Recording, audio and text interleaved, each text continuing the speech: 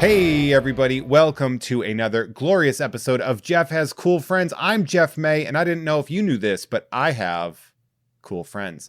I have a very, very great guest coming here. One of my favorite super cool friends, actor, writer, puppeteer, Morgana Ignis. Morgana, how are you?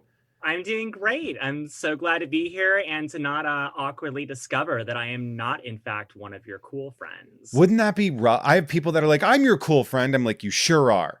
This is a bi-weekly show. We'll get there. The problem is you cultivated too many cool friends. You should actually, you need to bring some mediocre, kind of awkward dorks to your lineup. I got to be honest. Most of my cool friends are awkward dorks, so that works well for me. We are the coolest ones. You know, we weren't, and now we are, and that's fun. What a weird topsy-turvy world we live in. Where I think nerd is now the new cool, and old cool is now your new ass. So it works. Kinda. People mistake me sometimes for the old version, and they're like, "So you're an ass." And I'm like, no, I like Star Wars. And they're like, everyone likes Star Wars. Shut the fuck up. You are ours. We have claimed you as one of our own. I was one of yours before you were even born. I hate to say that. I don't know if you're making me feel way too young or making yourself feel way too old with that statement. I'm a lot older than people realize, I think. You were telling me about He-Man toys today, and it's like, I'm not a huge fan because I wasn't alive yet. True, yeah. The Masters line finished, I believe it wrapped up in 1987, and I believe you were born in 1989. That is correct. So, and I was born in 1981. I am on the cusp of 40, which is both fascinating and terrifying. You are what the extremely cruel youth are referring to as a geriatric millennial. I don't know why they added that name, because they already called us elder millennials, and then they're like, no, we got a new one, geriatric millennials, and I'm like, well, that explains why my knees hurt. Yeah, I'm not going to say it's wrong. I'm going to say it's rude, but I'm not going to say it's not without merit. I don't think you can call it. I mean, it's only not wrong because you can call us anything as long as it means the old version of what was at one point in time considered young. Exactly. I'm talking with so many like younger fans now who I'm like talking to, and I go to their profile and see what their age is, and I'm like, I have actually gotten to the point in which my fans are literally less than half my age. Yep. Speaking of which, my niece and nephew both, when I told them I was recording with you and I said one of the names of one of your characters from one of the shows, they were like, shut up. And I was like, that is the coolest thing ever. I can't even tell you how cool it is that is spread enough for them to get excited about it. I cultivated as much as I could nerddom back in the day with them. My niece Carly, I used to get only Spider-Man stuff. I would get her Spider-Man stuff till the end of the earth. I'd be like, this is what you're gonna be because Uncle Jeff thinks you should be. And they're both little anime dorks at this point in time. And so I'm sorry, I'm getting too much about my story. I want to talk about you real quick because we're going to get into that. We're going to get into my niece and nephew and what they love about the work that you have done. But I'm going to go through real quick a couple of pieces of information about you and what it really comes down to. And this is really fun, is your IMDb profile describes you better than I have ever known. So I'm going to explain this. Morgana Ignis is an American screen and stage actress best known for playing dark, eccentric, and visually transformative characters in the comedy, science fiction, horror, and fantasy genres. She is often noted for her tall, slender body type and versatile physicality. Ignis was a regular guest star in the IFC series Stand Against Evil, playing multiple featured demons, performed as Edgar the Werewolf in the Curious Creations of Christine McConnell, puppeteers the alien talk show host Ned in the Disney Plus series Earth to Ned, and can be heard voicing a variety of characters on Helluva Boss. Now, one of the things, do you prefer actress as the title? Because I always thought we were trying to get rid of that word. I mean, once we're ready to get rid of it, I will get rid of it gladly as well. Okay. When everyone else goes with that. But right now, I've segued myself into that arena now, and I'm very happy with that title. I think it makes sense, and I think I'm not sure. I didn't bring it up yet, but we will say that you are trans. And so actress, I think, does certainly lend that so that people know what the is going on, that you are absolutely a woman. I get that. It is one of the good questions to ask of, like, concerning me, of what the is going on. Well, it's funny because what the is this demon playing gender thing? it's it's funny too because I know, like, one of the things is I know that all of the female actors, not you included, want to get rid of the word actress, and so when I said your thing, I said actor, and now I'm like, oh wait, does that seem like I might be misgendering? These are the things I think about because my brain is a prison. Well, I mean, again, actor does work gender neutral in the same way that, a female carpenter is not called a carpentress. Exactly. Even though that's a pretty badass name for one, but, you don't necessarily split up other jobs based on whatever the gender presentation identity of the person is. Agree. That's like calling someone a comedian because she's a female comic, and I'm like, that's the most pandering dog title I could possibly think of. Or I guess what could be worse is woman comic or female comic.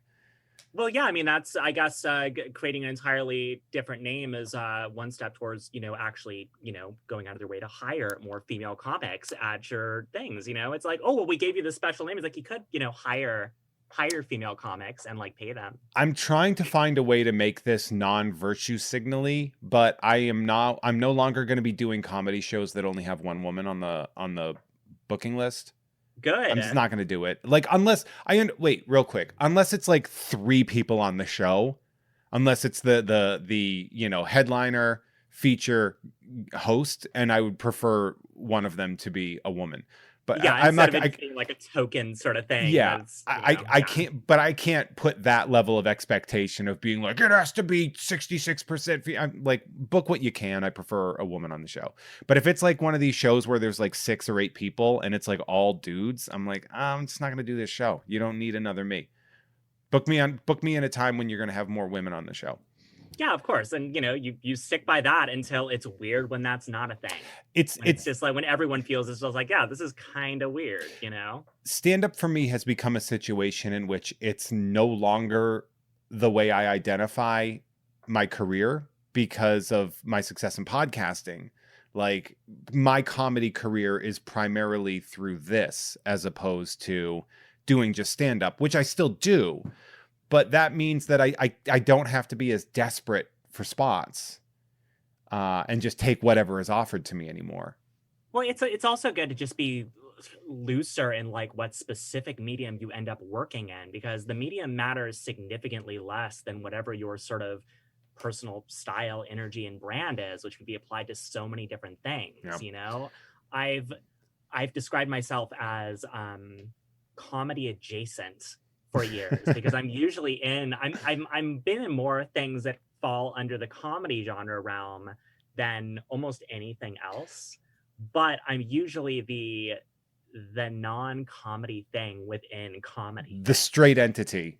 The straight entity, or as straight ironically, as a creature or demon or monster or something like that is within this environment. Yeah, but the foil, I guess, would be the good version of that. The thing in which to be funny against. Yeah. But the thing, the thing that I've kind of, because people are like, oh, are you a puppeteer? Are you an actress? Are you a voice actress? Like, all this stuff. I'm just like, yes, I'm an actress. and it's like, as far as that goes, that can be split into so many different places. It's not about what I'm doing it through, like whether or not I'm just using my voice or whether or not I'm just using body performance or whatever. It's like, it's all the same sort of thing. It's all, I'm trying to tell these types of stories that I like, and really sticking to, like, not wanting to make anything that I myself wouldn't watch. And that's led me to more interesting places than overly focusing on, I just do things in this specific medium. Well, we are, it's funny too, because you're discussing some question that I was going to ask, or something that I was going to dive deeper into you. I do want to discuss, because we're about 10 minutes into this. I do want to mention that how we met, because we met back sort of right after season 3 of Stand Against Evil wrapped. This was back when you were presenting Mail. Hmm. And Well, so sometimes at that point, fair. it was pretty fluid. To be honest, pretty fluid for 10 years, which I don't know why I did a disservice to myself by just not allowing myself to take drugs and get hotter. But, but I was very fluid, and I forgot how I met you at the time because I think I met you at Comic Con, right? Well, we met through my It's Complicated, Valerie Tossi and Dana Gould from the show, and we met, and it may have been at Comic Con, or I think it may have just been at a hangout here in LA. Probably, Where it yeah. was like, oh, this is that and everything. And then so I got to see you when you were fluid. Let me rephrase, presented to me as male.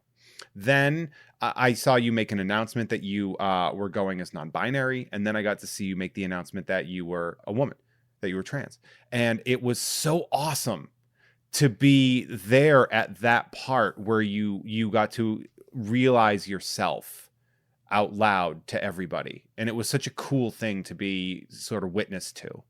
It's been wonderful to be like, to kind of see how friends of mine have been reacting to it from the outside. Because what you basically caught me in during that time was me very much in this position of compromise where it's like, I've always known that I was trans. I've known I was trans since kindergarten or earlier than that. As soon as I basically had a concept of gender, that there was a difference. I think I, spoke with the psychologist I had to speak with in order to like get a lot of the stuff I'm getting done. That my first experience with that was boys and girls being split into two separate sides of the room to do finger painting in preschool.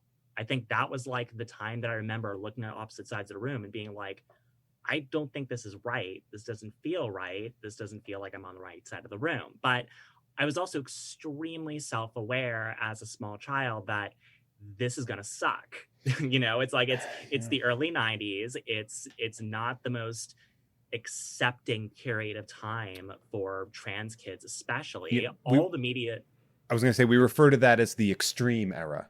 yeah, everything was extreme, including bigotry.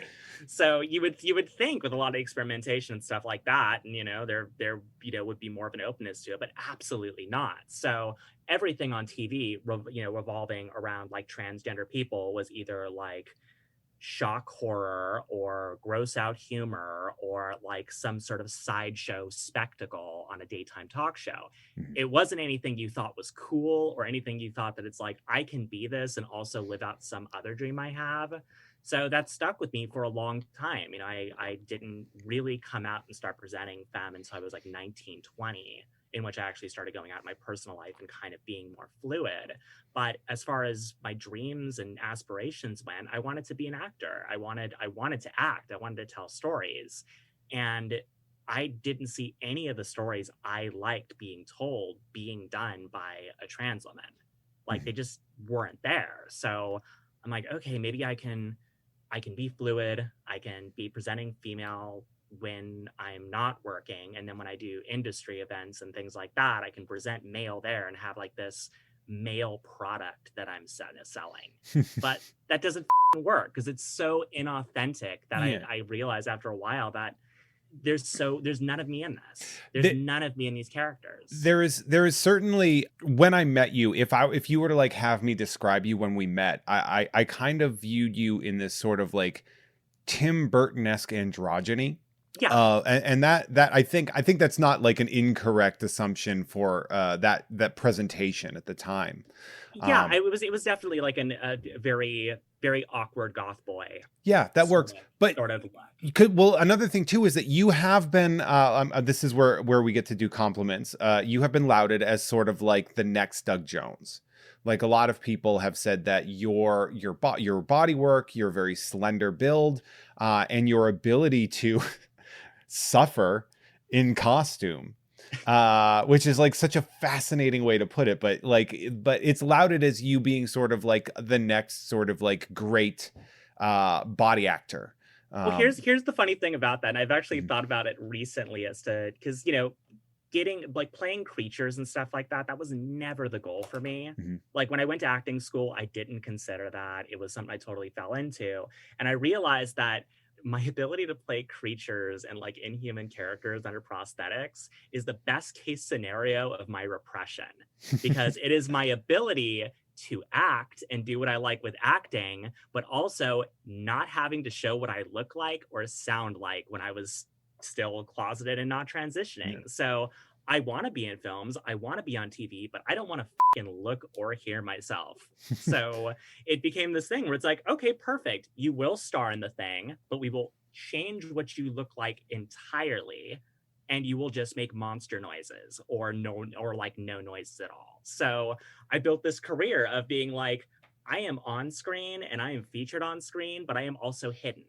So I got to a point in which, you know, once I started becoming more confident with myself and realized it's just like, I can't be male presenting anymore. This is totally not working and this is killing me. I found my confidence, and I'm also just like, oh, I can do the roles that I actually want and tell the stories I want. I would just be passing the buck onto somebody else to wait for like another trans actress to do it first. And then, and it's interesting too, because I have seen, I'm very happy for you that you are in this pocket of society where, of course, it's not fully accepting of, you know, the society still is dog. But like, I have seen sort of like how your career was not harmed by coming out as trans in the way that it may have been 10, 15 years ago. Yeah, I think I kind of eased a lot of people into it. You know, I was going through my social media, like archived old photos myself I didn't want to see anymore. And I realized that I started posting like femme presenting photos almost 7 years ago. I mean, your cosplay, I mean, you did almost entirely femme presenting cosplay as well. Yeah, I started doing almost entirely female characters in cosplay after starting my cosplay as Apocalypse, like the most massive juggernaut masculine sort of character you can see, where they built me out as like a massive bodybuilder. And that went viral too. That was went viral, talked in like the deepest register I could talk in for 4 days. And now like I'm doing bunch of cute anime girls and Magic and Domino and like all these Marvel characters. Your Domino is very interesting too, because your cosplay has gone viral several times. And my favorite of your cosplay is your Domino's Domino, which went crazy viral because you had done Domino previously. And then you made Domino a delivery driver. Domino, excuse me, some of you maybe not knowing what I'm talking about. From the New Mutants and X-Force comics, and now the X-Men, Domino, you may remember the character being played by Zazie Beetz in Deadpool 2. But that went super, super viral. It was really, really great. Real quick, we're going to come right back to that. But the first thing I do want to mention is that if you are a listener of the Patreon at patreon.com/JeffMay, and you are a member of the $10 producer tier, I will say your name during this show. And guess what? Now's one of the times we're going to do that. So Morgana, you can react however you want to any of these names, or you can just let me say the hell out of them. So here we go. Ready? Scoundrel. Immediate badass name. Immediate bad. I feel like I'm a principal when I'm saying scoundrel. Kimball, the fully vaccinated task goblin. Get vaccinated, you chuckleheads. The 5G lets you see sound, and then you can see your friends again. Let's go. Well done. Good job on giving back to society. Right. Blackagar Boltagon. Big booty boy. 42069. Be proud of what you got. Got it. Russell from Jersey. Pizza, bagels, Taylor ham. Bold and brash. Taylor ham, I found out, is a Pennsylvania and New Jersey sort of sweet type of ham, apparently. It sounds delicious. I want to fry some of that up for breakfast. Right? I'm not against that. Bold and brash, more like belongs in the trash. Mef J. Hey, wait a second. Hi, I'm Super Fudge, and welcome to Fudgemania. Did you ever read those books? The Super Fudge Fudgemania, Super Fudge, or I got caught up on the SpongeBob reference, and now we're at Super Fudge. I remember Super Fudge. I read that book when I was a kid. Was that Beverly Cleary, I believe, wrote that one? A classic. Yeah, I would assume. Or Judy Blume, one of those. Craft beers make my alcoholism look like a neat hobby. Jez Butt, the Ian McClendon. L, save the best for last. Seldo. Connor, no nickname given, Benson. Caitlin Binney, the Bullock. Nathan Christopher Charles Ascani's son, Dayspring Summers. You know who that is, right? You're a There they Domino are. cosplayer. That is There they Cable. are. An action figure of Clippy. Hey guys, it's me, Clippy. You want to buy an action figure of me? And Major League Baseball non-superstar Don Ace.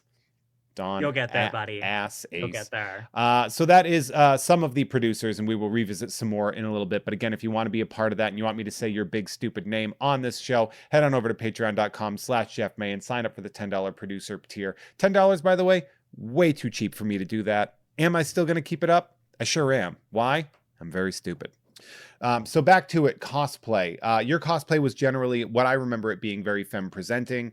And it sort of, I think you were right about how it did sort of like show people you. It eased a lot of people into it. And to be honest, getting that attention for doing Domino that I did, especially like Gail Simone gave me such amazing praise for my Domino cosplay. That was the first time that I felt validated in a character that I actually identified with and the sort of characters I wanted to play. Cosplay for me as an actress, not only is it really fun, it's a fun hobby. I'm like making the costumes and like in a shop and like learning costuming and sewing and everything, which is a ton of fun.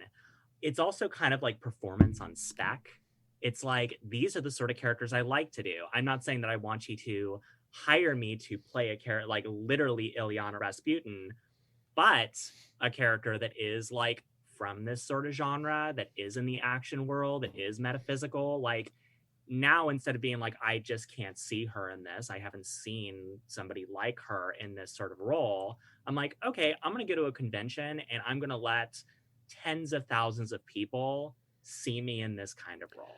How quickly are you over the photo stopping when you're like shopping or whatever? Like when people like, can I get your photograph? Do you maintain a constant like, this is great, or at some point in time are you like, this is enough, I need to stop? I don't get sick of it. Really? I really don't. I love doing it. It could be a narcissistic sort of deal, but it could also. Oh, it absolutely is. You're an actor. You're an actress. And I am narcissistic completely now. I'm very grateful that I actually can be now, because I was very much the opposite about a year and a half ago. You know, something that's funny though is whenever people like out here, when they're like, oh, I don't like attention, it's like, you chose entertainment. You absolutely like attention. Like whenever people choose the performing arts, I'm like, let's not pretend that you got into this career. Because it's like me, like everyone's like, oh, I don't know if I like the attention. And I'm like, why are you a comedian?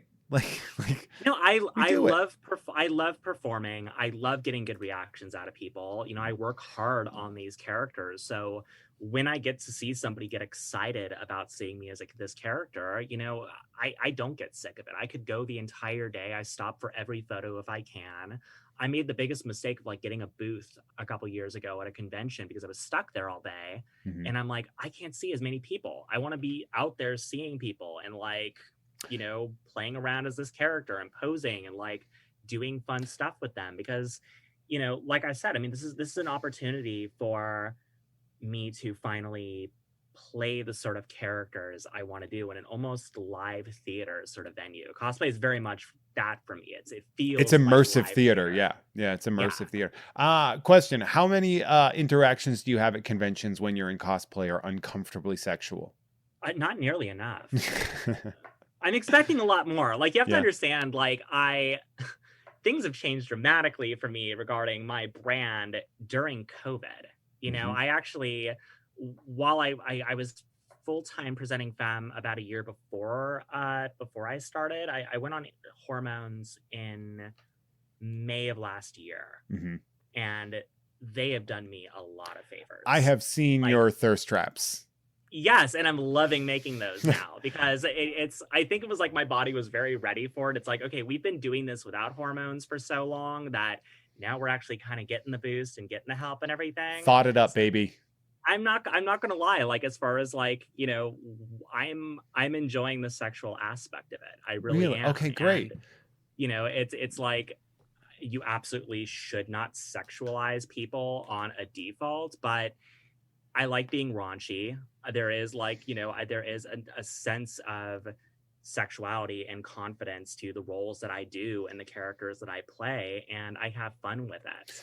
So for me, on a personal level, it is really nice to finally have that confidence and it being something I actually enjoy playing with. Because I did have people who liked me and were attracted to me and male roles that I had played before, and it felt terrible. Like Really? I would get, yeah, it was hard to describe because I had the experience with a previous fan film that I was in which I played a male lead character that was very successful. The people really liked and really loved, and I got all this praise for it. And I would get fan art, and I would get people fawning over me, and I felt terrible. I felt absolutely awful because all their compliments and all their praise I knew was directed at me, but very much felt like it was for somebody else because that's not me. That's not how I like myself. They're actually complimenting things I hate about myself. Okay, I was always wondering.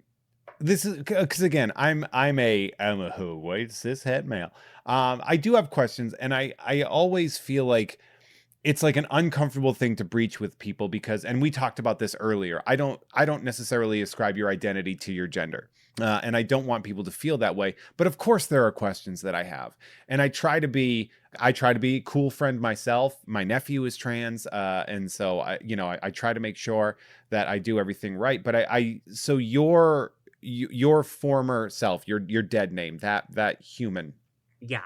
you don't view that as like, oh, so people are attracted to me on both sides of my existence, but instead these people are attracted. It's like when Clark Kent was mad that Lois loved Superman instead of Clark, kind of a thing. Yeah, Like, because and that would be a relevant thing if I was non-binary, if I mhm, was somebody who there very it much is. identified with both, but it very much felt like a half life, if Mhm. that, because I really wasn't the thing I was selling, the thing I was putting out there, the thing I was expressing myself through was so not me in any way. It was me playing a character in order to play a character. I had this wall Layers. between me. Yeah, it was just this wall between me and actually connecting with something.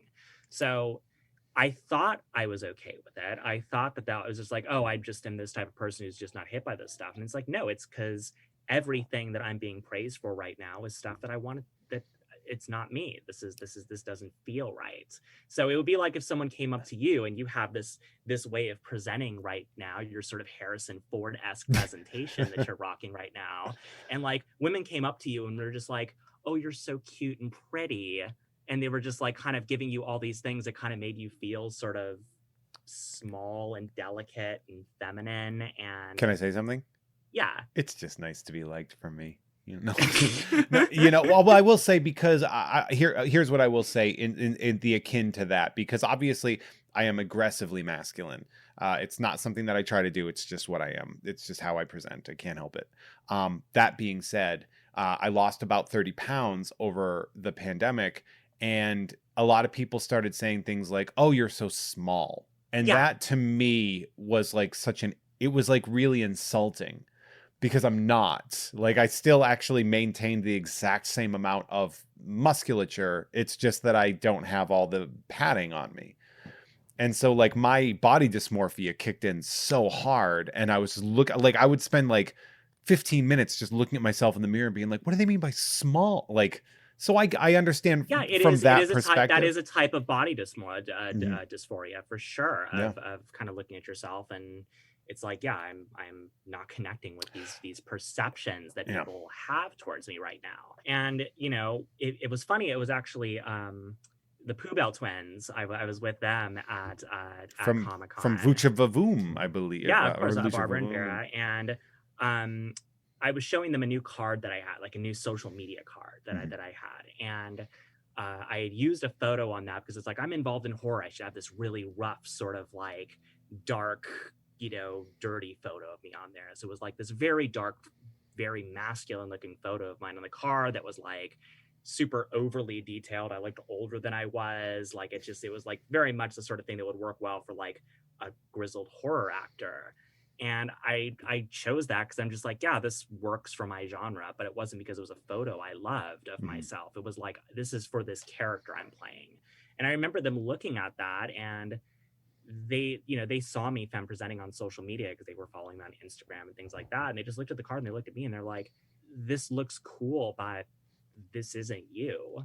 It's like they were confused. They're like, why would you choose this photo? This is so not you at all. And I remember looking at it, it's like, you're right. I'm passing these out to people to go follow me on social media, but who the is this on this card? This isn't a Wow. real person. And after you spent all that money on those cards. Yeah, basically. That's- But again, I kept dumping money into this thing that wasn't real, this image that wasn't real, this person that wasn't real. And I didn't know anything else. Like, it wasn't until I actually went full time and started like really figuring out who I was in this whole scene that I'm like, oh, I actually really like this person and I'm having a lot of fun with this person. And I feel like I have to turn in like my goth card because I've been so obnoxiously happy. You're very sunny, yeah. For like over a year and a half now. Like just over the top, just happy every day. I mean, and I didn't know, I didn't even have a source of contrast before that of even realizing how unhappy I was. so even your style transitioned. How exciting is that? Yeah, exactly. And it's now like it all feels real. You know, this feels like a real person who it's like everything feels authentic now, and I'm having fun with that. I don't give a anymore that I'm trans instead of cis. As far as like, you know, it's like I'm not passing as a cis woman. It's like I'm a trans woman. I'm a attractive, cool trans woman that people like online. So it's like I'm very over the idea of people being like, oh, your voice doesn't pass or you're too tall. It's just like, I know what I am and I'm very into it. So I don't your voice passes for who you are. It's like, the voice that it's my voice. If it's like, if I am a trans women are women, and this is what my voice sounds like. And my voice now sounds significantly different. I was listening to a podcast I did 2 years ago, a couple days ago, because thinking about doing this with you, and I heard my voice then, and I'm like, holy shit, I like forgot what I sounded like. Yeah, your voice is much more feminine now, which is. And I thought I was trying then too, and I'm like, okay, no, it's changed a lot just through time. And it's good. And what I'll add, and we'll go through this because again, I don't want to spend the whole time just talking about this because you have such a cool body of work that I want to talk about as well. But one of the things that you said that was important to me and something that I thought that you probably would like to hear, I'm sure you've heard it enough, is you said, well, I like me. And I think another cool part about that is that since you have sort of officially sort of put yourself out there as your natural self, the world has reacted with, we like you too. And that's felt wonderful. And your social media following has exploded. It has. And I think the best and most satisfying thing for this entire deal is the amount of young trans kids I've had follow me. And, you know, kids who came out way, way before I did, who, you know, like when they're still living at home with their parents and they're transitioning in school and stuff. And it makes, you know, when I talk to some of these kids who are like 14 through 16, like just like young high school kids, and remembering where I was in high school and remember how badly I needed to look up to somebody and to think somebody who was like me was cool and involved in something I liked.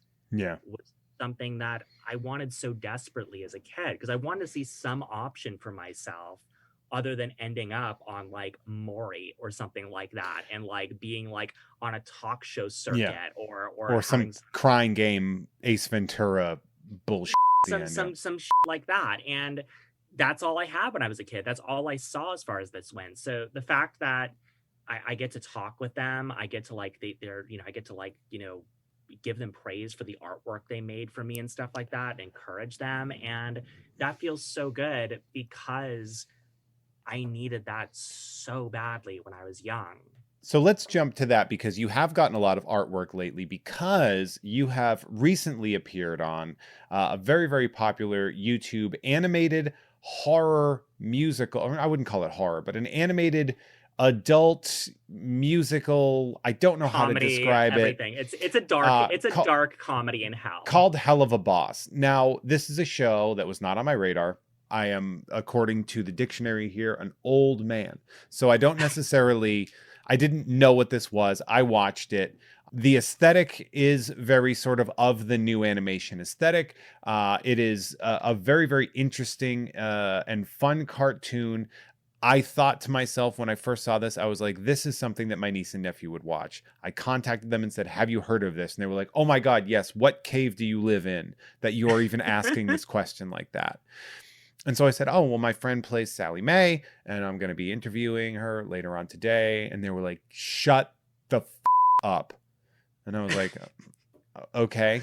But they were like, really, like, that's really cool. And they were talking about how, and I was like, well, what do you think about the character of Sally Mae? And they were like, we didn't get a ton of her, but what I like is that the character is trans, but that's not the point. It's just a character in this real world of assassins in hell, goofy, whatever. And it was one of those things where my nephew was like, it's nice to see that instead of having it be like movie of the week.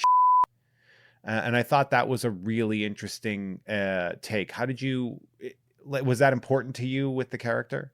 That was extremely important to me. I had actually spoken with Vivian Madrano, the creator of the series, who is an absolute genius friend of mine who I met through other friends within like the animation industry. Her and I hit it off immediately, just being into, dark humor and demons and the sort of aesthetic that both of us, being of a similar age, grew up with.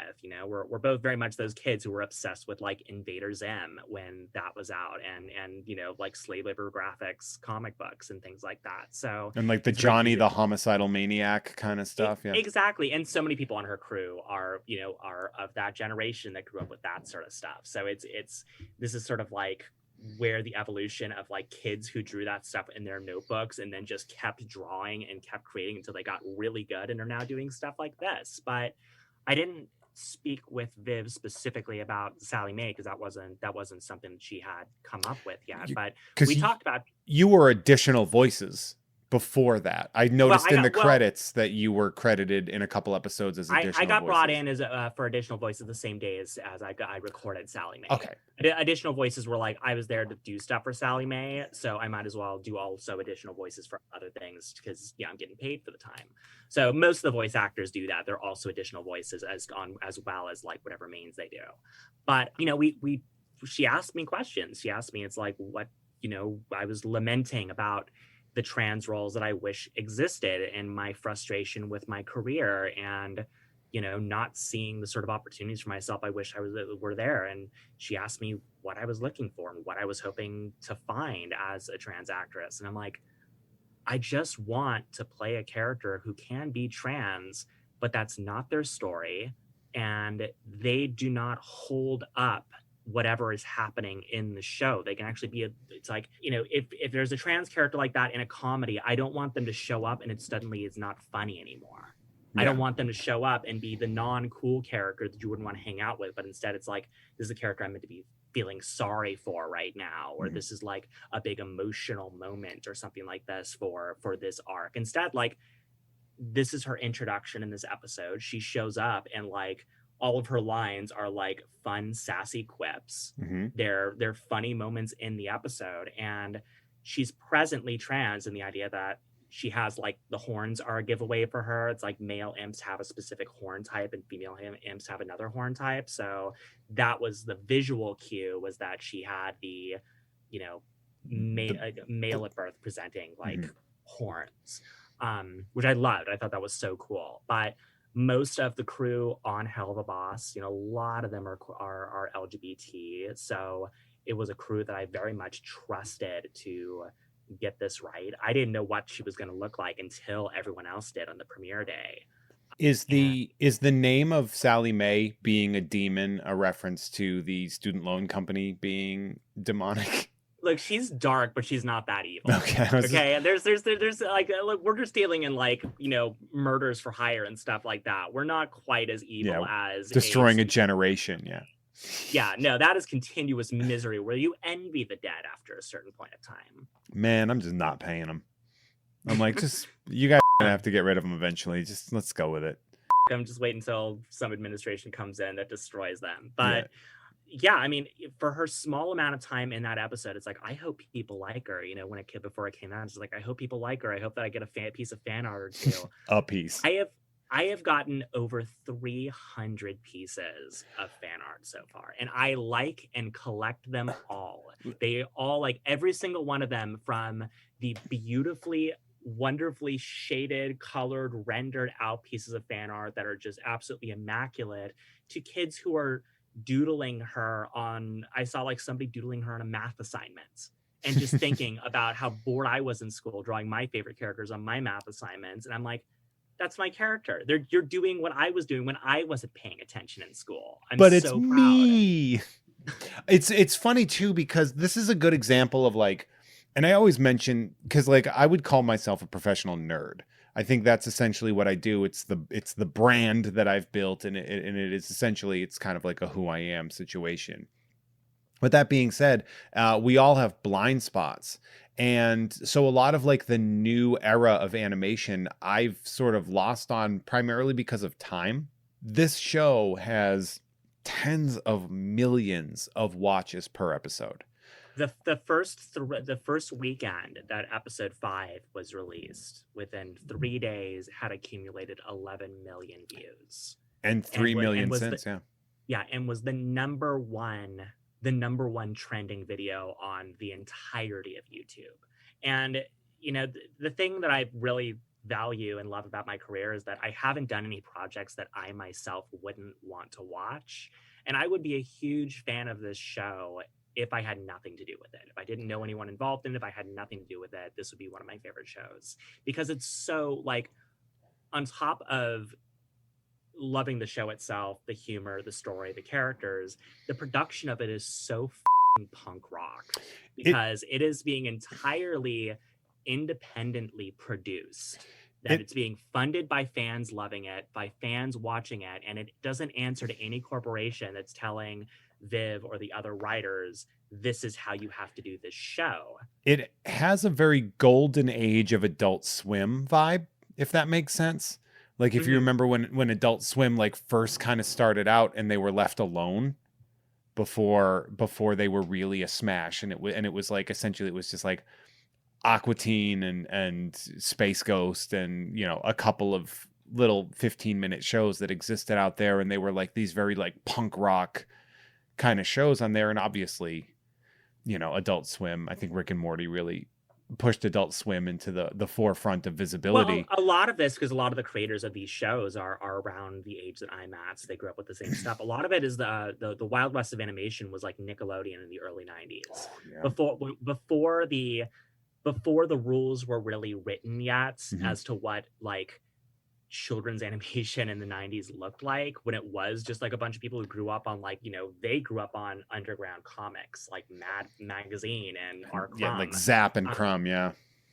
So you were getting Rocko's Modern Life, and you were getting Angry Beavers that Richard Horvitz, who's in Helluva Boss, was one of the voices on, right. Or, you know, I mean, Ren and Stimpy. Ren and Stimpy, yeah, like Ren and Stimpy for 3 seasons. That was so bizarrely wild. And all of those shows were very much there at a time in which they didn't quite understand what that era of animation was going to be, because it wasn't based on selling action figures like the 80s was, where it's like every show was about like the action figure line. This is like, oh, we're going to just create this wild, zany, comedic animation that could be for kids or adults. Because my dad watched early Nicktoons with of course. me. He loved them more than I did. Did you watch the Nickelodeon documentary on Hulu? No, but I need to. Do it. One of the important things was how long they spurned merchandising from conception to, they went like over 10 years of existing without merchandising. And I think like they maybe made like a family, like a Double Dare game. And that was pretty much it. And it wasn't really until the 90s that they started to be like, all right, let's sell some GAC. Let's make some Ren and Stimpy plush toys and stuff like seriously. that. And then overproduces it to the point that the creators don't even recognize anymore. Like Jonan Vasquez still just marveling at the fact that he's a very anti-capitalistic sort of punk show creator, and he's just like, there is more Invader Zim merchandise everywhere than I can ever see. I gotta be honest, it's easy to be anti-capitalist until you start making millions off of merchandising, and then you're like, yeah, exactly. You know, merchandise for us, you know, that is so much of the show's budget. but like fans buying the t-shirts and the pins and all this stuff, like when new batches of it get released, like that's so much of what the show's budget is. And like we all get paid well. We all get paid what like a normal, like a good studio would pay I like love an that. artist and stuff. So we're all, everyone's getting paid, and the fans are able to directly put their money into something that they want to watch, instead of it being like they're having to buy what the advertisers are putting commercials up for in order for the advertisers to give revenue to Entertainment. Entertainment recently, like since the YouTube era really came in, it definitely has been sort of like a gold rush vibe to it, where people are like trying whatever they can to mine the right amount of gold where they can get wealthy on their own terms, as opposed to having to have a studio maybe arbitrarily decide to give you what you want. You can instead go to the people and you have access to them, which I think is really cool. There has been far less emphasis on artists being like, I need to sell myself to an agent or a producer or a talent scout or any of that. There's been far less thought about that as there has been, I need to create my own content and put my own content out there to an audience. It's hard. And it's like that, to have that confidence to put that content out and to say, I'm good enough that people are going to like this. I'm thinking about it for myself. It's like I have quite a few friends who have some sort of passive income coming in aside from their like normal ambitious career. They're like, this is the stuff that I can create on my own that I can give to an audience in between me trying to find the next gig, because I have way too much time off from not filming some project. Hopefully there will be less of that time in between, but I'm trying to figure out how to launch myself more content for myself later this year, so that everyone who's watching me and enjoying the stuff that I'm doing for these different projects, I can give more stuff to. I'm going to talk about that in a second. I'm going to do another little batch of producers. And again, these are at the $10 producer tier at patreon.com/Jeff May. If you are listening to this for free across the internet and you want to hear it a week early and without all the naughty words bleeped out, just go to patreon.com/Jeff May. God, I feel like I'm debasing myself every time I say that, but it's just a habit. It feels That's good. What it's about. Yeah. I'm selling it. Exploding Runes. JK, Jeff May's biggest fans. Eating Batman, formerly known as Fashisless Jones. There it is. Topical. There's the controversy right there. There it is. I have my own view on that. If you want to hear that name not bleeped out, head on over to patreon.com/Jeff. David Knife Boot Hinson, Funky J, Saint Gutfrey, Instagrams at Bob_of_skull, Mike Gouts, Grumblebee, I like that. I always want to say that in an Optimus Prime voice. Cronenberger, Nolan Mayton, Miguel Acuna, These 7 Bs, Lemming Malloy, Kool-Aid Molotov. I love that because it makes me think of the Kool-Aid Man as a suicide bomber, and that just feels good. That gives an entirely different vision to him bursting through walls randomly. Right.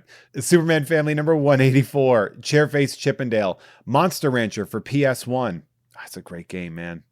I love. Do you know the PS1s? There was a while that they were selling for crazy money because apparently they were the world's best CD player. I believe that. Isn't that wild? I believe that. I also just like a while ago I went on YouTube and just looked up the PS1 startup sound because I needed that endorphin rush. I just needed that drop of serotonin of just like hearing the PS1 startup. It's so soothing. It's almost ASMR. For me, it was Sega. That's less soothing, but still good. I mean that just shows our difference in age. You were what, 4 when that came out? I had the Sega Genesis. Was actually my first game system. Well, it makes sense because they were like, we're done with this. We're moving to the Saturn. I'm the law, martial law, and I hate superheroes. Lemming Malloy, Billy, no last name available. And I don't care if it's women's deodorant. It works better and smells nicer. Wrong. That's, we'll get a couple more. How about this one? This one makes me feel pretty good. Jeff is handsome. That feels good. Straight to the point. Bart Fardigan, Jennifer Fendelander, the most well-prepared dead guy, DavyFrancis.com.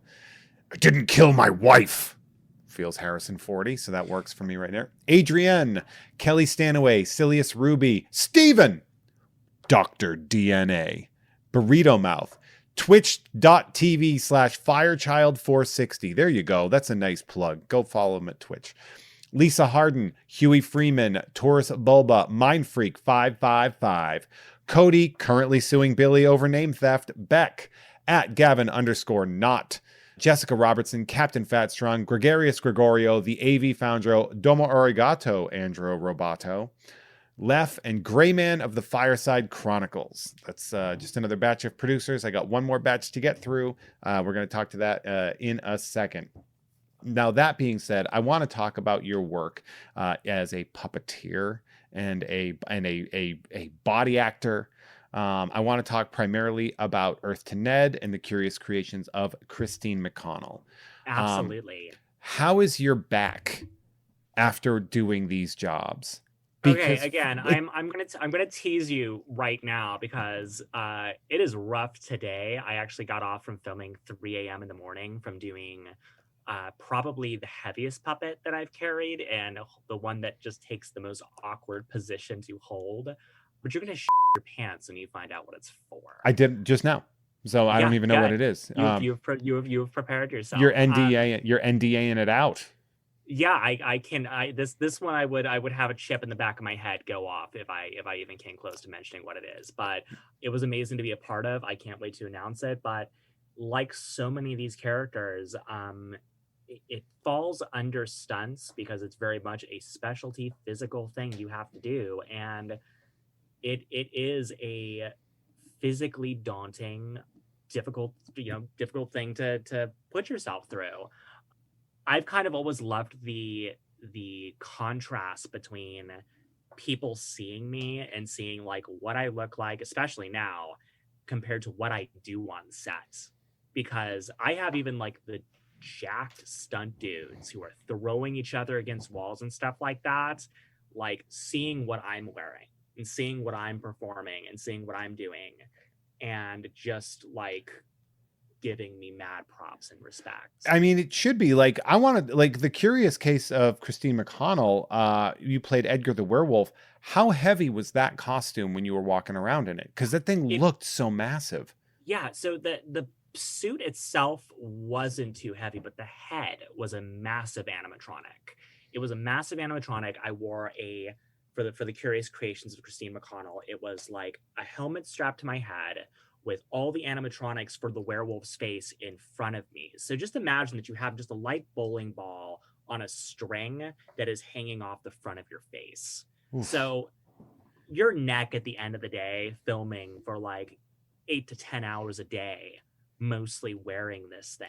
Was that controlled by somebody else? The animatronics was controlled? Yeah, the animatronic was controlled by Drew Massey, who is not only an amazing puppeteer, but is also a show creator now, who has a puppet show called The Barbarian and the Troll, which is hysterical on Nickelodeon. But he did the voice. He was doing the voice for Edgar and also controlling the face, because whoever does the voice of the character has to be the one who's controlling the mouth. So he would be offset watching a screen, and I'm inside this thing, like most of my creatures, blind. You cannot see. Really? You cannot, like, different for Earth to Ned, but for these characters, you're blind and cannot see out of them. As a matter of fact, the eyes for Edgar were above my head. So in order to get Edgar to look straight, I'm looking at the floor.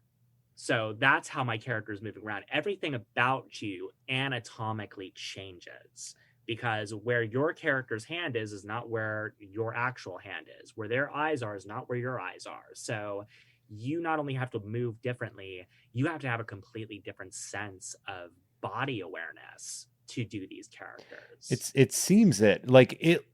I saw, because I watched Christine McConnell. I knowing that you were in that suit and just wondering, I was like, that looks like a nightmare to be in the body. Of course, by the way, I will add, working is good.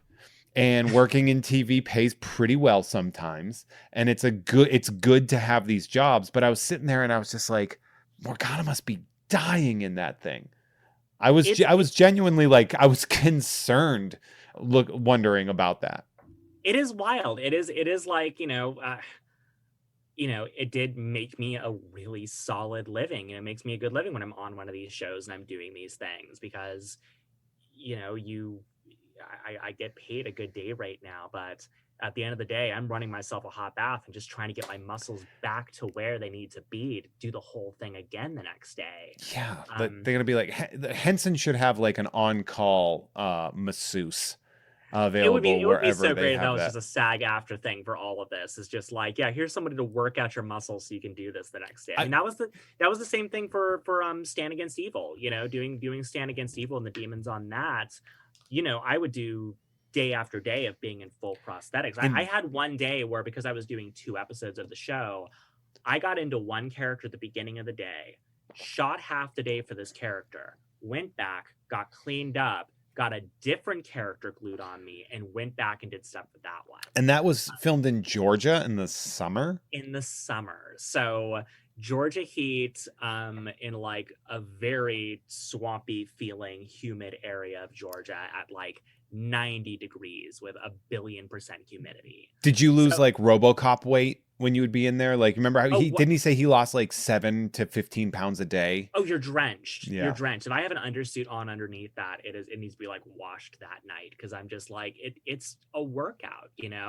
And a lot of people end up being very surprised that I do this stuff because I do a lot of fight choreography for these Oh, really? characters. I'm not somebody who's trained in that, so I'm working with crews who have been doing it for years, if not decades, and they're like, okay, I've been doing this for 20 years to learn how to do this.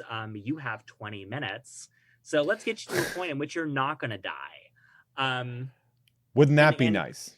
and I'm able to adapt to that stuff pretty quickly, but I literally roll with the punches on these things. I got on top of kind of like the what I said before of it being the best case scenario for an actor with actor with repression. I was an animator before I got into acting. I was Really? actually a stop motion animator. So I worked on shows like Robot Chicken and Moral Oral and Frankenhole, a bunch of Adult Swim shows. So my basis for understanding how a character moves began with me being on the outside of it and physically moving a variety of different kinds of puppets, studying the Wow. movement of using, literally inhabiting different characters that I'm moving with my hands.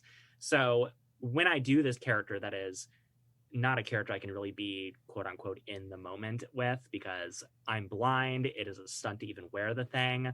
I'm able to kind of see the character almost on the outside of it. And I'm like, this is how I would animate it. I'm animating myself, I am moving myself, and I kind of understand from an outsider perspective what this character would look like on screen and how to make it look good.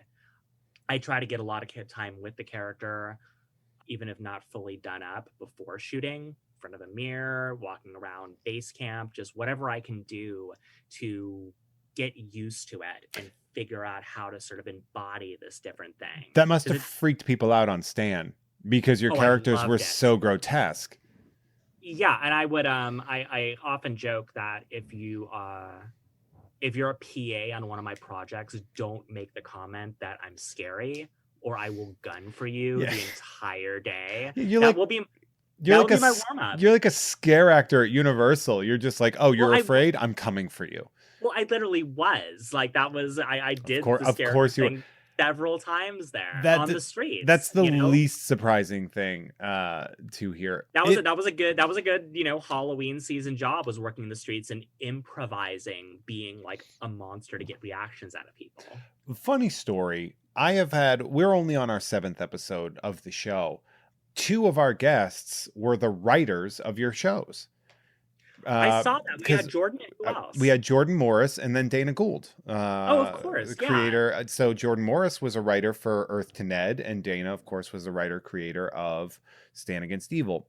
Earth to Ned also, you are you're not the only Ned, because there are other parts, correct? Yes, Because it's Ned such a is big puppet. enormous. Yeah, tell me about that.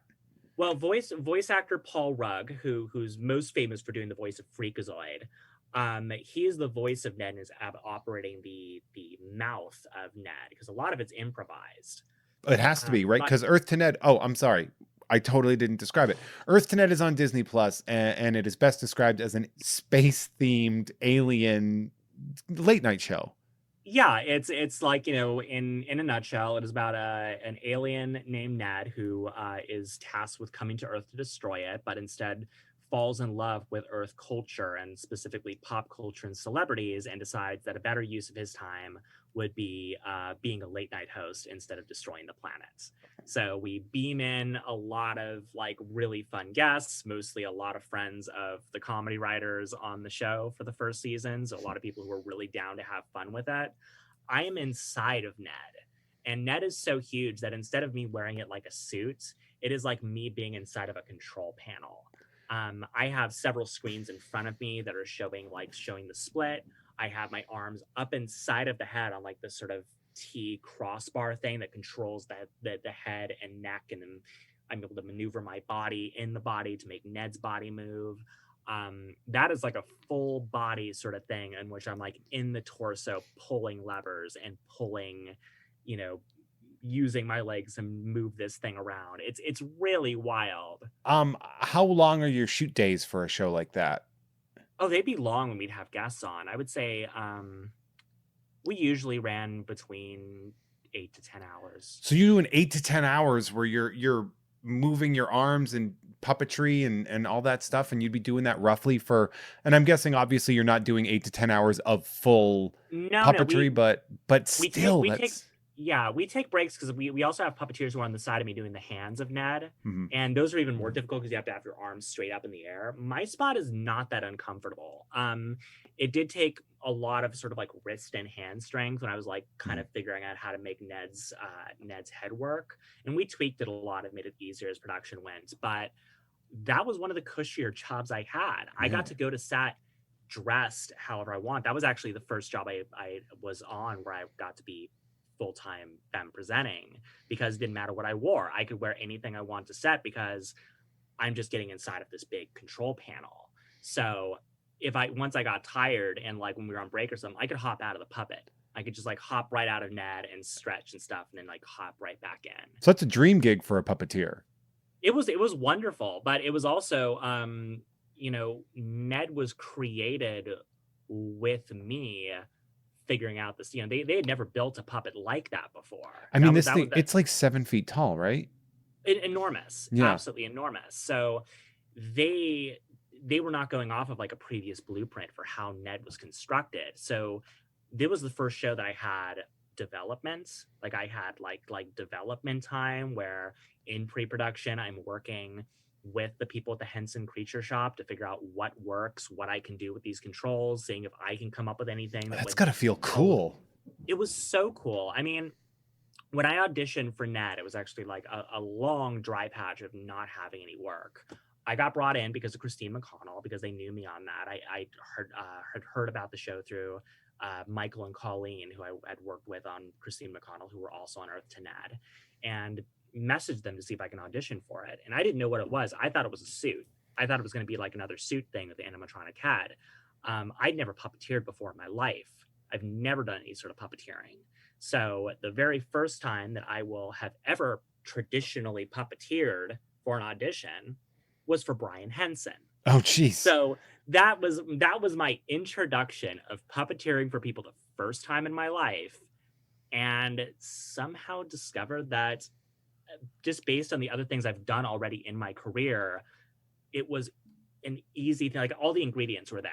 It was very easy for me to fall into, because it's like the animation background, the acting background, the creature background, all of that combined, where it's like, oh, I've never puppeteered before, but apparently I can. All of it's sort of like very Karate Kid, where like all of the wax on, wax off, and all of the paint the fence that you've been doing for the years previously have all gotten you to the tournament, and you used all the skills that you've had in this perfect this nexus of all of your skills all met at the same time, and it was for this amazing job in front of puppetry royalty, by the way. And I remember walking, like, after the audition, I like walked out of there and I like burst into tears because I knew it was good. Like that was the thing. It's like the first time that I kind of was like kind of overwhelmed with emotion from an audition, because I walked out of that and it's like, I know I nailed that. That's It's so like I cool. can't believe I did, but that could not have possibly gone better. And then I got the email like a couple hours later asking me to hop on. So, you know, doing Really? that Like show, just a couple hours later, they were like, we want her. apparently after Brian saw the last person during the audition, he just turned to the rest of the cast and it's like, oh yeah, it's Morgana. That's so So awesome.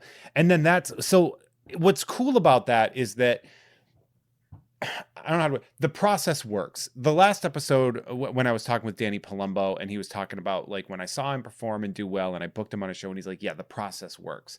This is another good example of the process works, meaning you have been working your ass off at gigs that are sort of increasing in their sort of visibility and that prestige, where you're finally finding yourself at sort of the mecca of puppetry with the accidentally. Henson Company, and just you're the right Tetris piece at the right time, and it all just works together. And it's the process of your hard work, dedication, and your willingness to be stalwart that ended up sort of pulling you into this. And I am just enamored and like super excited for you for that.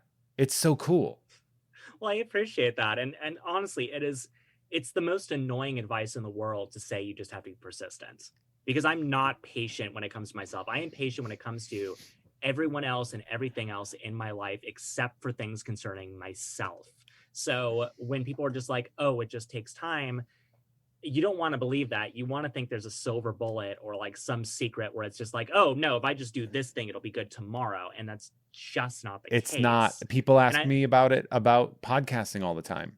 Like, how do I make a living doing it? I'm like, you have to work really hard at it for free for a long time. And I'm sorry. you do years of Like, failing. yeah. Basically, you do years of it feeling like it's absolutely not going to pan out before it finally Well, does. like, it's funny because, like, you know, like I've mentioned this before, but like where my Instagram sort of accidentally became slightly motivational because of like me doing the workout stuff and everything.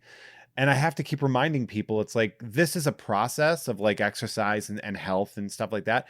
It's not fun.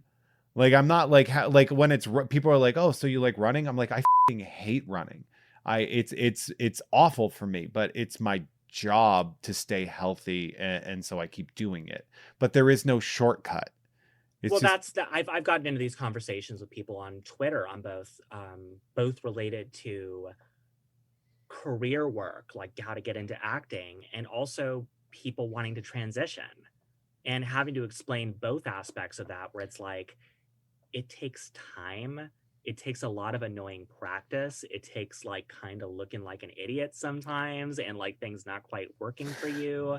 And it's like people are like, "Oh my God, your makeup looks amazing. Why are you so good at makeup?" It's like from being terrible at makeup for years, oh yeah. like looking absolutely awful and needing my girlfriend to do my makeup and stuff because I could not apply makeup to me to save my life.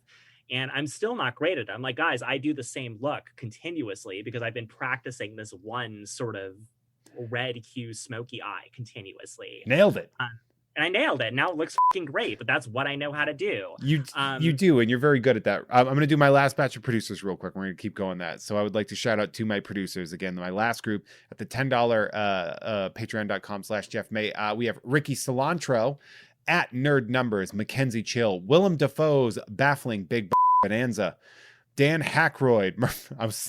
You were drinking when I said that one, and I saw you kind of like spit your water back up, and I was a very big fan of that. Dan Hackroyd, Murph the Murph. Show me in the rules where it says a dog can't play basketball.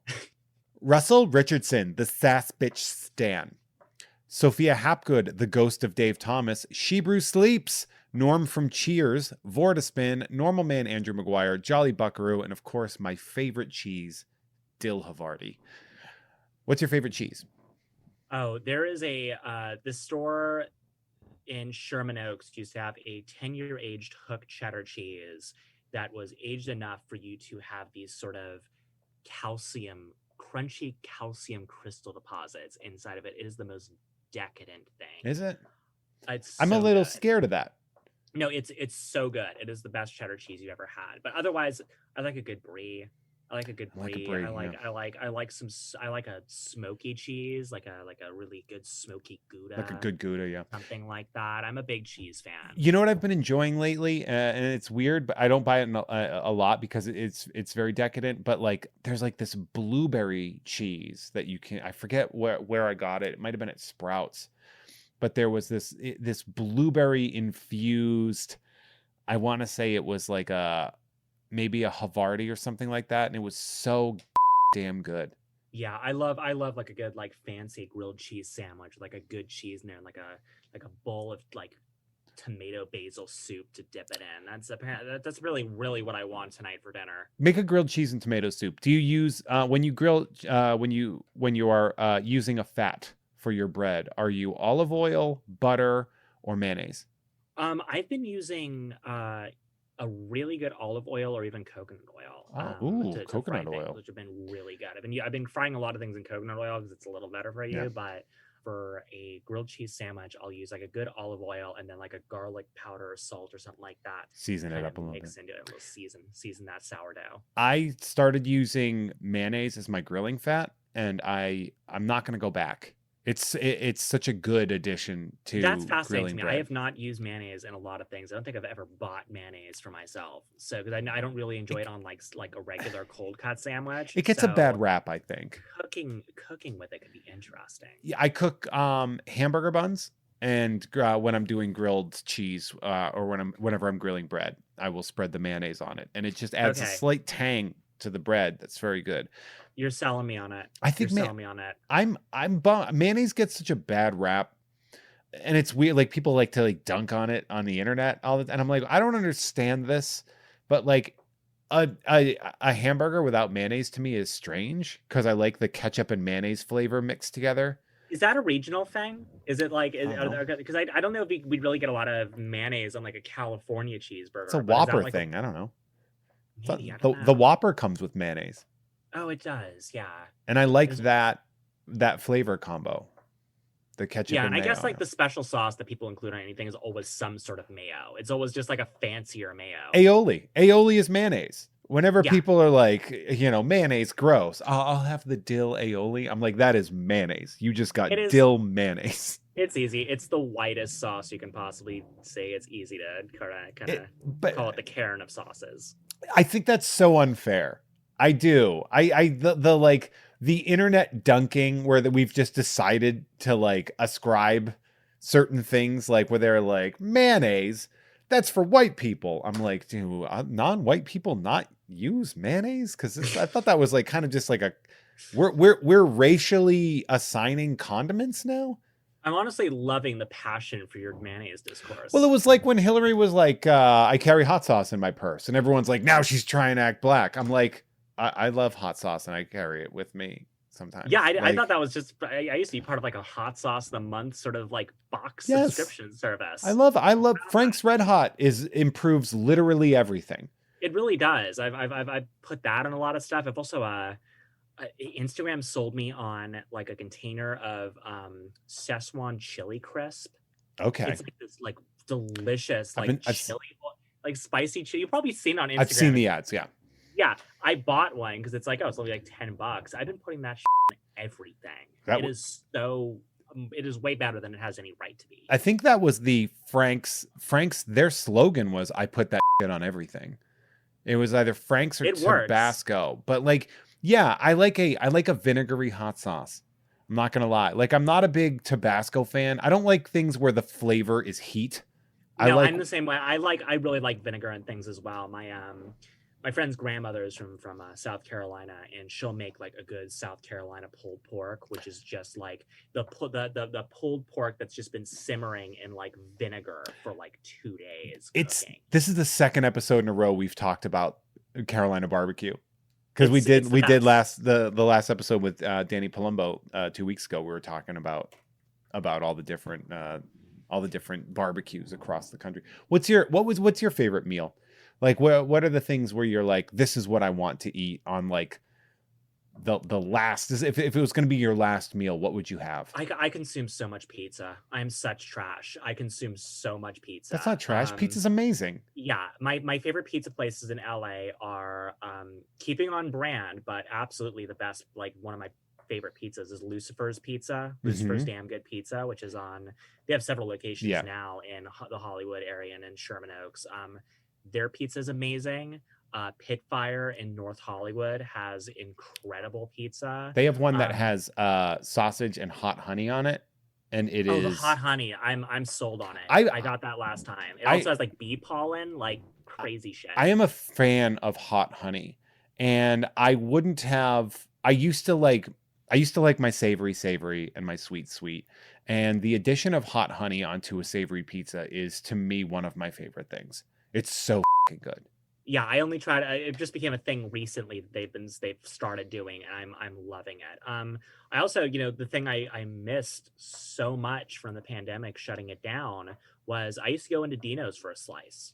Do you, I used to go to Dino's and get like either a pepperoni or if they had a really good slice of the day there. And I'd go there on a Wednesday when I get my comic books from House of Secrets, Mhm. get my comic Shout books, out to House of Secrets. shout out to House of Secrets. I spend so much money That's there. we bump into each other there sometimes. You and I have bumped into each other on a Wednesday at House of Secrets in Burbank. I'll go there, get my comics, and hang out with Leland, who's one of my close friends working at the shop. Leland's my dude. Leland's Yeah. my dealer. He, it's like last time he knows my characters, so he's like he will always, even if I don't ask for it, it's like this will have like Magic or Domino or somebody like that on the cover, and we'll put that aside for me because he knows I'm gonna want it. This- I like missed I missed my pulls for like a month or so because I was shooting. So I got back there threw like $110 down on comics. It's like I do not have enough time to read all of these. This is one of the examples of why it's so important to support local comic shops. If you are a comic book person, for one, they are small independent businesses. They are not Amazon. But for two, they will also usually give you a comparable discount than if you were buying stuff on Amazon. And three, they will hold stuff aside for you generally if they think that you might not know. Like, say you're obsessed with Deadpool, for example, and Deadpool makes an appearance in Ghost Rider. They might hold the Ghost Rider because they were like, well, I didn't know if you'd want this, so we pulled one aside just in case. Like, that's not something that Amazon's going to do. Well, no, I mean, it's like, I didn't have time to go in and like mark everything for like the X-Men Hellfire Gala, for instance, that just happened. But he knows I want all of that. Mm-hmm. I want everything that's in that line. So like I didn't need to tell Leland that I want everything related to Hellfire Gala. He's gonna pull those for me because he knows I'll be upset if like I had the main titles, but like the offshoots, like Way of X, I didn't mark yet. Like he knows I'm going to want to read that. I love having like somebody at a local comic shop, and especially when your shop is run by somebody really great, like Paul and Leland there. Side note, the pizza place that you were talking about, Dino's, and I know that this is very localized and that 99% of the people listening don't know, but Dino's was on my block, and I used to have to walk past Dino's to go to my boxing gym, and that was torture. Because there's nothing, because I do, when I work out fasted, or else I get sick. I can't work out after eating. So I would usually go to classes sometimes at noon without having eaten anything. And I'd have to walk past a pizza place that just smells so amazing.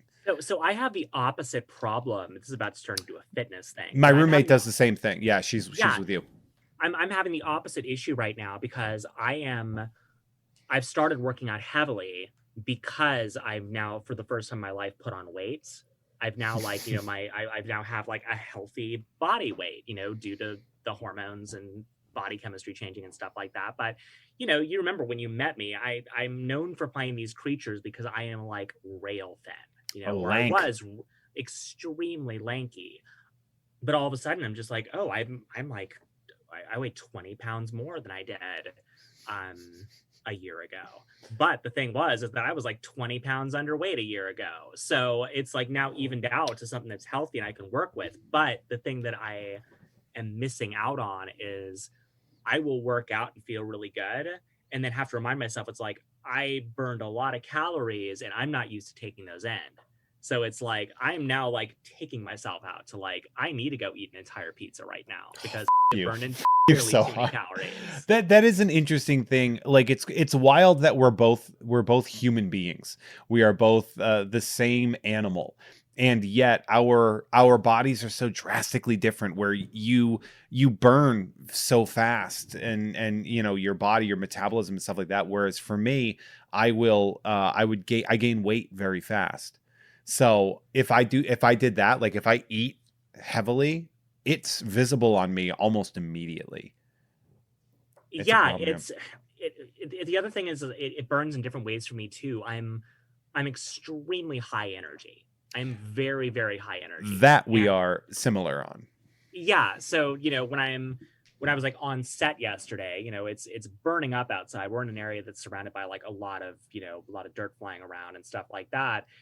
I have my trailer that I could be hanging out in and just cooling off in, but I'm walking around set. I'm like, they actually have to tell me it's just like, we know you want to watch things, you want to walk around, but we kind of need you to go to your trailer because I want to keep moving. I want to be Yeah. continuously, constantly moving. Mhm. And I end up meeting everybody on set and hanging out with everybody on set because I'm not shooting. I'm just constantly going because anything I'm taking in is just burning into massive amounts of energy. The other part of that you might have too is stopping is torture, because once you stop, it's hard to get started again.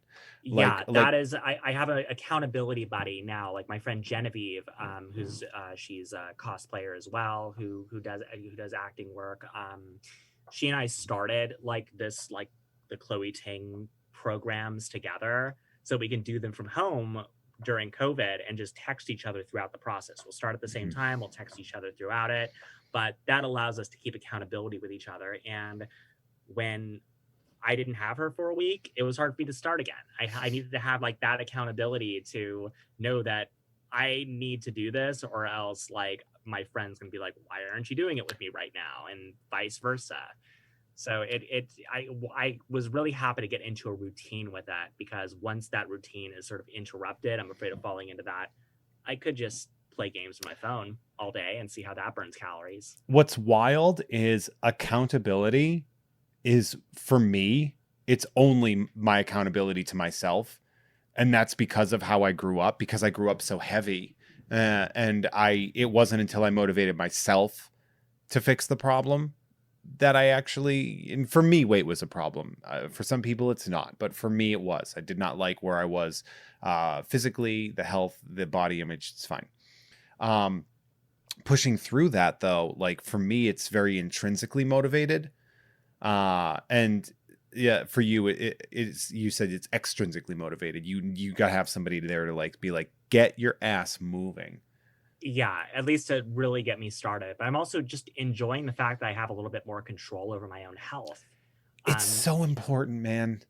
that's what I've also, one thing that a lot of people who don't, people have different experiences with it, but I'm so much healthier now since medically transitioning than I ever was before. I'm so Like happy for not you. like not just mentally, but physically. The weight I put on allowed me to build up muscle, build up strength, and I have way more physical energy during the day now. And I can do stuff with that. I can decide to let it go to or I can take control of it and actually like start actually putting it into my body and doing what I want with my body now. Before I was just continuously lanky thin and no matter what I ate couldn't put on any weight, but it wasn't a flattering thing because I was continuously cast as corpses.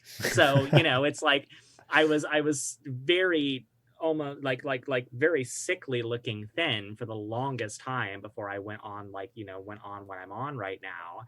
And I didn't really have a lot of confidence in it because it was it was good for character types that are supposed to look sickly thin, which works when you're on set and shooting, but the rest of the time you're just this sickly thin person. Yeah, I mean, I get that. It's the other thing too is like I think a lot of people misunderstand body positivity, and they think that like a health journey is almost in the way sort of like an affront. I've had it where people are like, some of us don't feel the need to do that. And it's like, well, that's fine, but like body positivity shouldn't ignore health. which Yeah, I think is absolutely. important. Like I of course you should be body positive. I think that's very important to love the person that you are. I don't think that one should neglect their health under the guise of being positive about their body, because you're negatively affecting your body if you are not working in a way to the best of your ability to be healthy, and you owe yourself, I think, that health. And like healthy bodies come in so many different Agreed. types, like just so many different forms. It's like, there was like a lot of bags gave to Lizzo, like body shaming Lizzo when she would be out there performing and stuff like that. And I'm like, none of you can physically do what she Yeah, does. she works her None ass of off. you can tour the way she does and run around on stage singing, playing instruments. It's just like, you cannot tell me that she is not healthy. She is extremely healthy. Mhm. She just has a different type of healthy body. And the healthy body that you're like envisioning in your head is not necessarily always It healthy. doesn't really exist. The one that, yeah. Yeah, I was not, what I had before was like, oh, I wish I had your, people would be like, oh, you're so tall and slender. I wish I had your body type. And I'm like, I wasn't healthy. Yeah. It's like I didn't feel healthy. I didn't feel good, all the time. I felt kind of constantly fatigued. Now I'm like, I'm not underweight. I'm at like a good healthy weight now. It's still thinner, but it's now like a healthy BMI, even though the BMI is kind of BMI does not take muscle into consideration, and I tell this to people a lot. Like, do not pay too close attention to BMI. No, because I'm getting my measurements taken every 3 months just to like kind of keep track of things. Mhm. And I have shrunk in areas in which I am like thinner in some areas but heavier. So it's like I'm building longer muscle and like building things differently now. But Yeah, you you are. know, I want to like, body positivity is something extremely important to me because not just for like the queer community and like the trans community and stuff, because there's a lot of expectations on what you're supposed to look like and you know all of that. And it's important to realize that there is a massive diversity in health, and Mhm. and and and there should not be any single standard that you hold yourself up against. Your results are going to vary.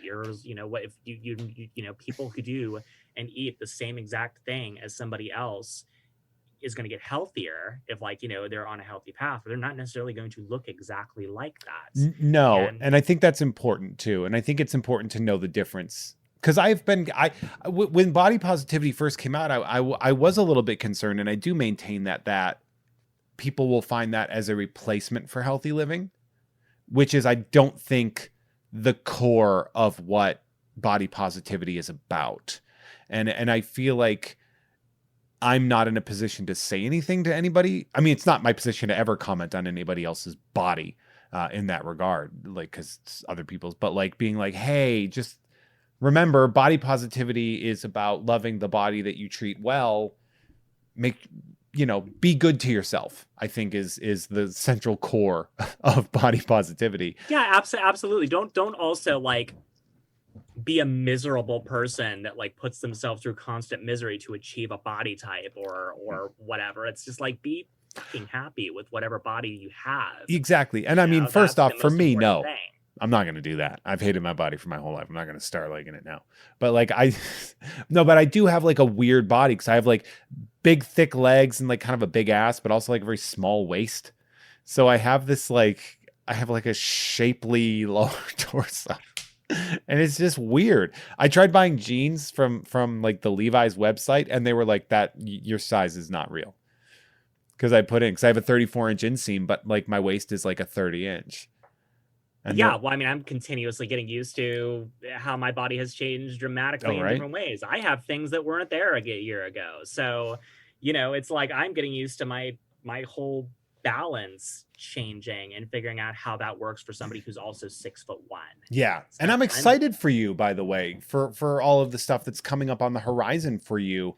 I know you've got cool medical coming your way, Yeah, and no, I'm still, I'm getting on like the last of fighting for my like insurance yeah. coverage and everything like this. But I'm getting I'm going under facial feminization surgery in less than a month, about 4 weeks from now. Yeah, I've been on the waiting list a long time for that. It isn't so extensive that it's going to be like I'm changing my identity. I'm going to disappear and become a different person. Like I'm still going to look like me, but it's going to be those subtle things that are very subtle to other people, but are very loud and very troublesome to me, and Oh, always have may been. I ask what some of those things are? Because Um, you are very feminine. So like I'm wondering because I'm yeah, like well, what that you don't already. there's a tracheal shape, for instance. Okay. I have like a very pronounced like Adam's apple, Hmm. and I've given less of a about it in like recent times. I used to wear, you probably noticed when we used to like go out and stuff like that, and like go to movies and stuff. I always wore a collar. I always wore like a big black Oh band collar yeah. around my throat because I was so insecure about that. Well, are Um, you afraid that that's going to affect your voice? it doesn't. Okay. All right. I wish it did. I wish it did. But no, it is the easiest process to go through. There's some things I'm getting done to my nose, things that are related to fat grafting and things like that are just softening out things that aren't going to change. My Oh, face has okay. changed a lot. It is so much rounder than it used to be. I used to be much gaunter than I am now, but there's certain areas in which fat has a much more difficult time of finding its way to. So in general, it's just going to be things that are going to soften out features. I'm getting a little bit of stuff done to my hairline, and there's just like these little small things. Otherwise, I've been so happy because I'm just like, I know that once I get those things done, they're very minuscule things. Otherwise, I'm very happy with how I look, and I'm very lucky with that. I'm very privileged as well that I'm as happy with how I am now with just the hormones, and that the extra stuff I'm getting done is just like, these are the last little bits, these are the last little touches. Um, Transition looks different for everybody. That's the Mhm. other thing that people don't realize. They jump to a lot of, when they think like surgeries and stuff like that, they'll immediately jump to like gender confirmation surgery, which is bottom surgery, like Mhm. just genitals. They'll just immediately jump to like that being a surgery. But that's not necessarily important to everybody, and that's not necessarily like the Yeah. first thing you jump It's to. not, well, that's not the first thing you see on a person too. So some Well, people might want that presentation first of appearing the way that they actually are, as well, opposed to be like, in a very look what I got.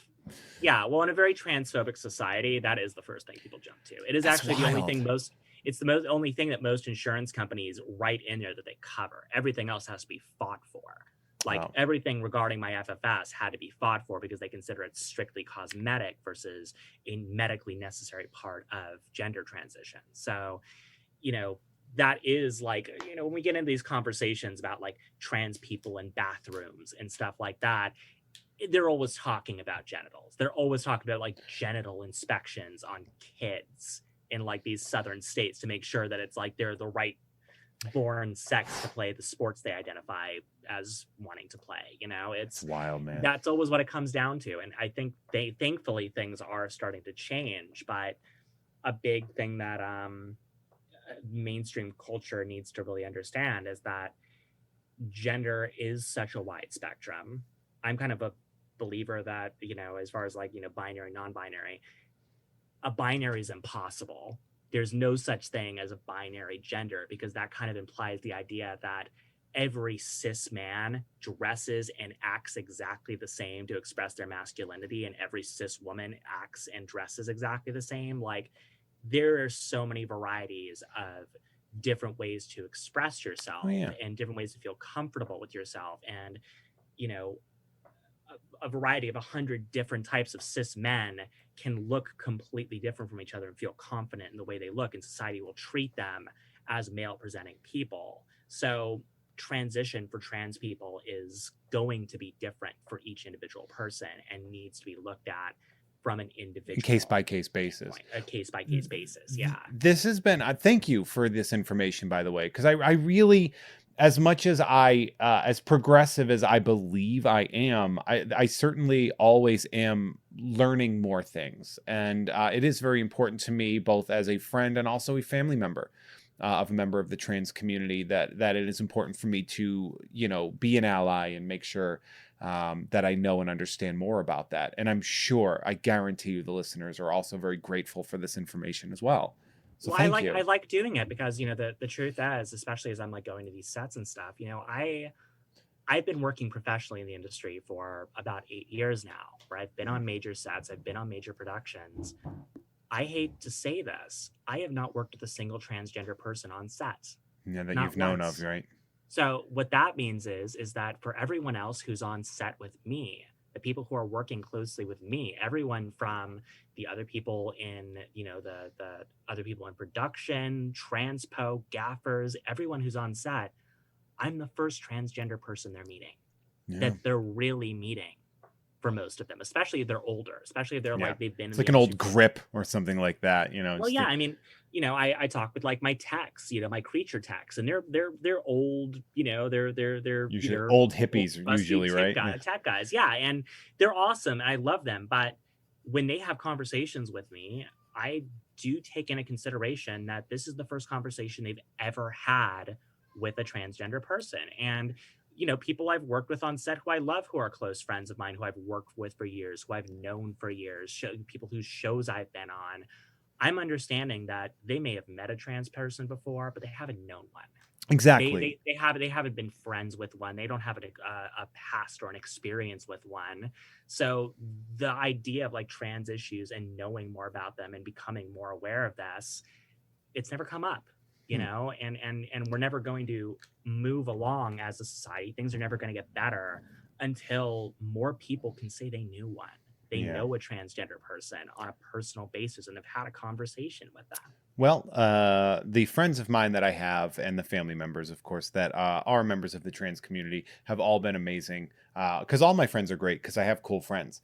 Hence the name. I know, right? Do you see what I did there? For those of you that want to follow Morgana, you can go to @IgnisTwote, TWOTE on Twitter, and @IgnisGram on Instagram. I implore you to watch Stand Against Evil on Hulu, Helluva Boss on YouTube, Earth to Ned on Disney Plus, and The Curious Creations of Christine McConnell on Netflix. Morgana, I feel like I'm collecting like Thanos rings of different streaming services. As I was writing these down when I was doing my research, I was like, "You're on all of them." I'm like, "Don't forget to check her out on the ESPN Zone."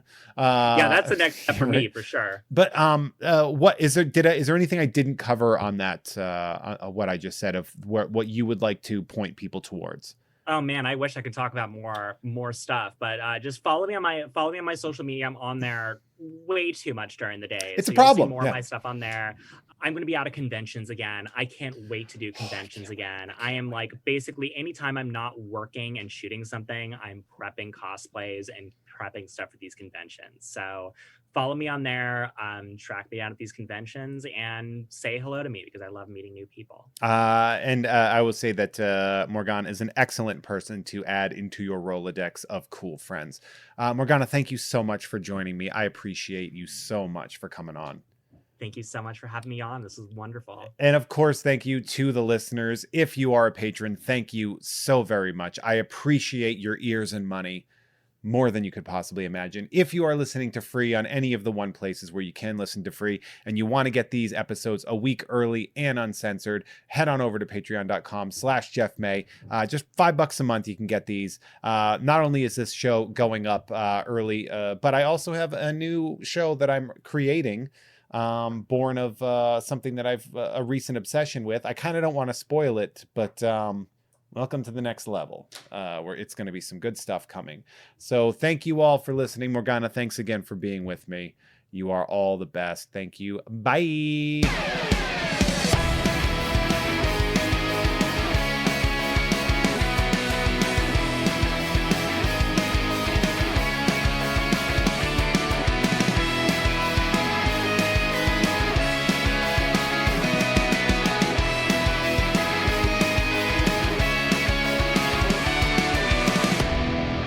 Hey everyone, our artwork is created by Justin T. Brown, who can be found at Artness by Justin Brown on Instagram, as well as artnessbyjustinbrown.com.